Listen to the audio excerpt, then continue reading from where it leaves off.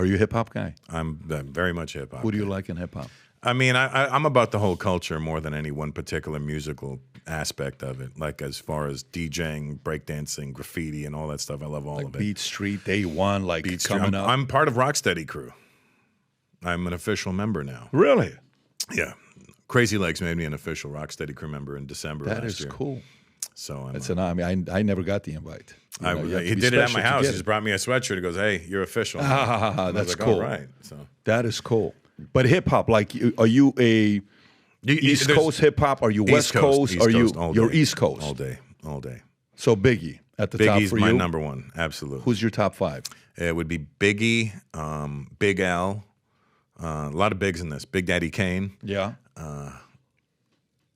AG from Showbiz and AG. And Chino XL, who just passed away 2 days ago, was one of my favorite guys to listen to. But there's a lot more than that. Did Chino XL really die 2 days ago? Yeah, he passed away 2 days. Chino XL wasn't hit him up. Well, Tupac took a lame shot at him. Yeah. Yeah, but Chino was a beast on the mic. Really? Yeah, like the things Chino said were so amazing. You're just like, wow, how did you... You know, like even in his new song he's got on Rock Hymns album, you're gonna need. I'm gonna battle, but I'm gonna call the paramedics. I say paramedics because you're gonna need at least two.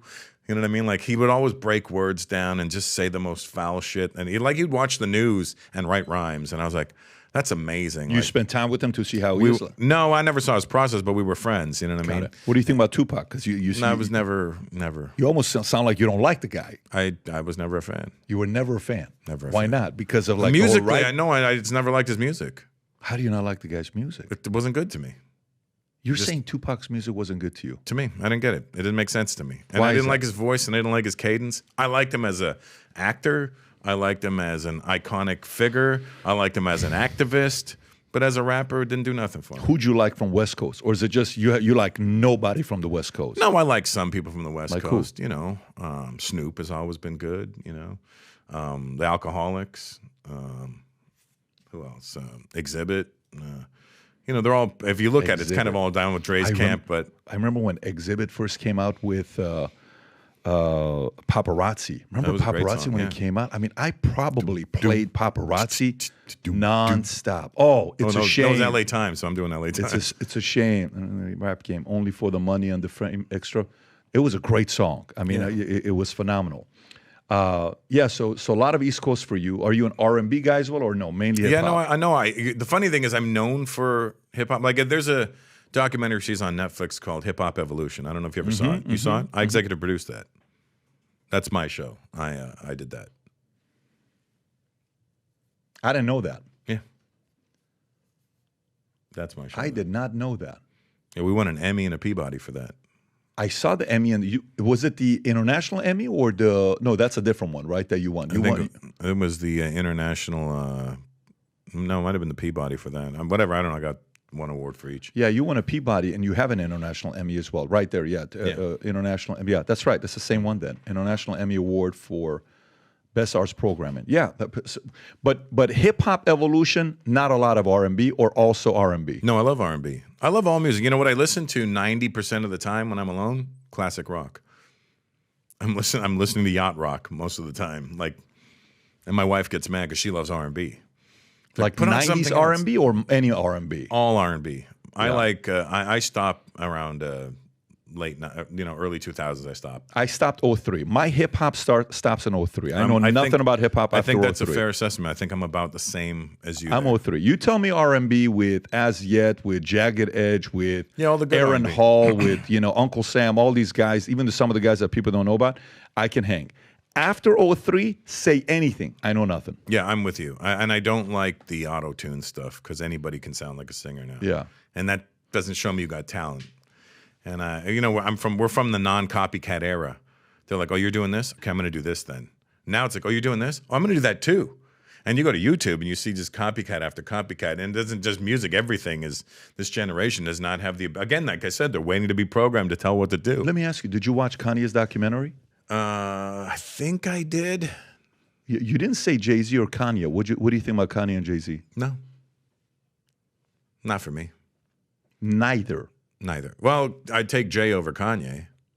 I don't play any Kanye music, and You never have. no, I mean, I might have played some of the records he produced back in the day. Like he did that some good records with Dwelle and Slum Village and stuff.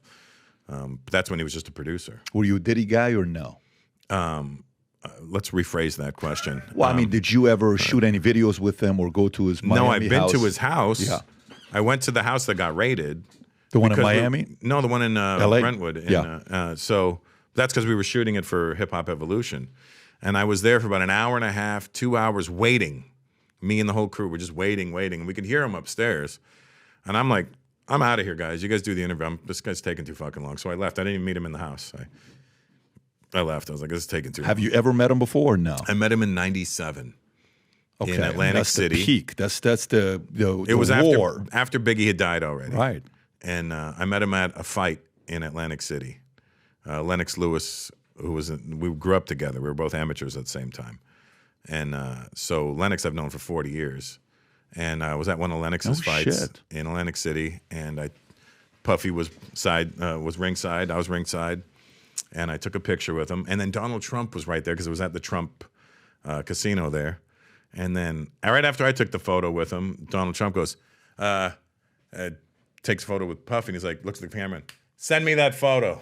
And I was just like, wow, that's that rich. I didn't know. I was like, that's that rich guy that owns this place. That's all I looked at him as. You know what I mean? Have you had any other interactions with him or no? With Trump? Yeah. No, never met him. In these uncertain times, if there's anything we need people to believe the future looks bright. So if you've heard about me saying this mission to you, we're on a mission to get 1 million people to wear this gear. And this is what we're doing.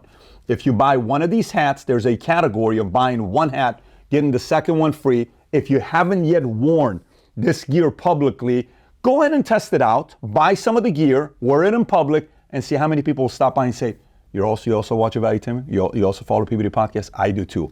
Place your order. Go to vtmerch.com, click on the link above or below, place your order, and represent the VT and the PBD Podcast gear. So if you like this clip and you want to watch another one, click right here. And if you want to watch the entire podcast, click right here.